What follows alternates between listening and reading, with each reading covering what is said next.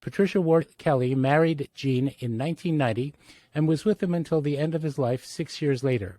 She is the creator of Gene Kelly, The Legacy, a wonderful show in which she presents on an international basis not only her own personal recollections of Gene, but some surprisingly revealing insights about how he created the cinematic magic that sets his films apart from anything done in American movies before or since. Now let's meet our guest. Thank you so much for being with us, Patricia. Oh, I'm delighted. Thank you. And thank you for that beautiful introduction about Gene. Let's start with you and how you and Gene came together, because from what I know of you, and I've known you for a while, your background is about as far from Hollywood and the film world as possible. Tell us a little bit about how you grew up and how you met Gene Kelly for the first time. I had the opportunity to go to a wonderful liberal arts college. It was Colorado College, and it was the first place that ever had what was called the block plan. So you studied one course intensely at a time, and I loved it. It was really kind of the perfect way for me to learn.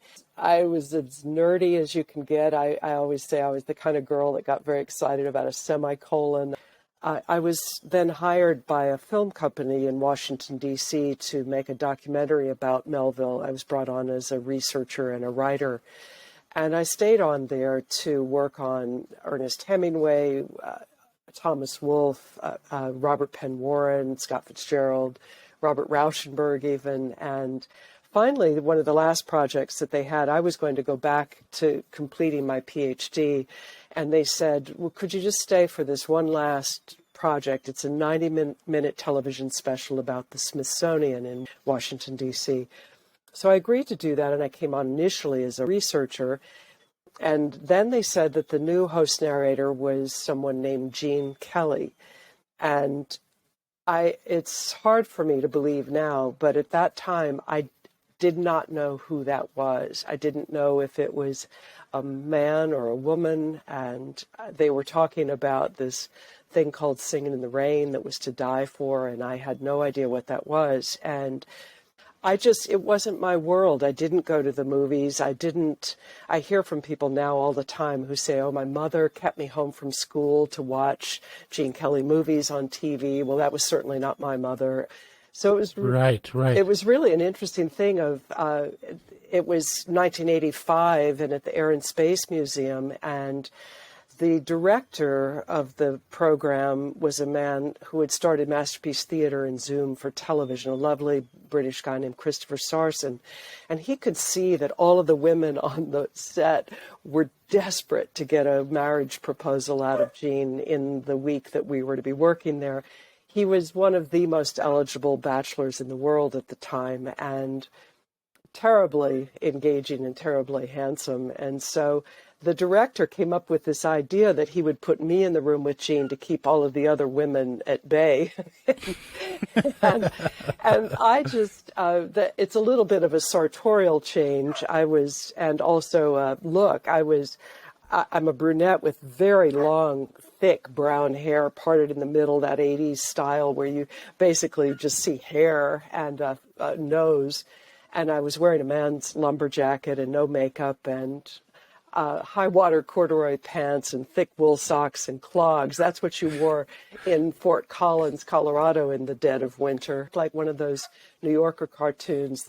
But right out of the starting gate, he started to interrogate me, and he didn't let a beat pass. He just said, I bet you don't know who Montgolfier was. And I did know that the Montgolfier brothers had created the first hot air balloon in France. And I said, yes, I do know that. And then the next question was, I bet you don't know. It wasn't even a question. It was a dare. It was, I bet you don't know the opening lines to Yeats' poem, The Lake Isle of Innisfree.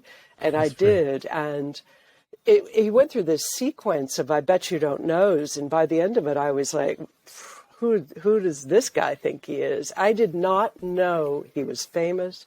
I didn't know his background. By the time we got into the middle of the week, my pet study in graduate school was etymology and poetry, the two studies.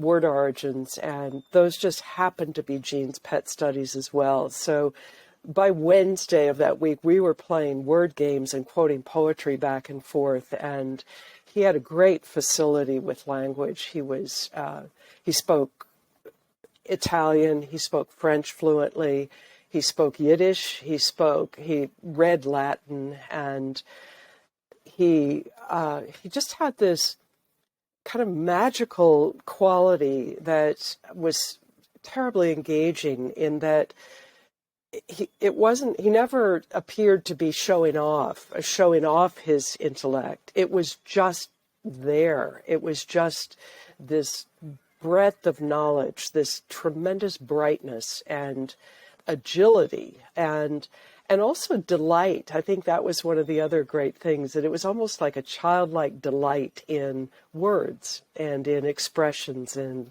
the sound of language. And so we get to the middle of the week, and by that time, I'm completely enchanted by him. I still don't know he's famous, but I am listening and paying attention. And he also then began, because we really had no script, he began to tell me stories about growing up in the Depression in Pittsburgh, Pennsylvania.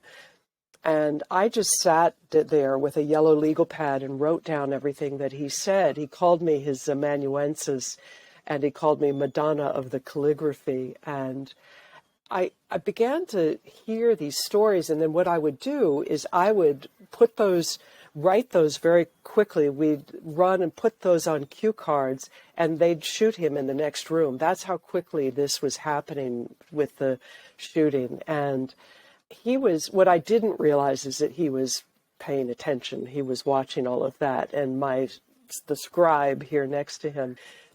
Anyway, by the end of the week, he gave me his phone number on a little piece of paper. I gave him mine. And we walked outside of the museum, and he kissed me and got in a limousine and drove away. I hadn't seen a limousine before either. I was just a different kid. It just wasn't my world. And this woman next to me turns to me and she said, that guy's really famous. And I said, oh, really? Okay. And she said, yeah, go down to the video store and ask for Gene Kelly. And I did. And I was blown away. I mean, I just sat there. I think over the weekend, I watched all 48 of his movies just in sequence, just wondering how on earth did I miss this major part of the 20th century?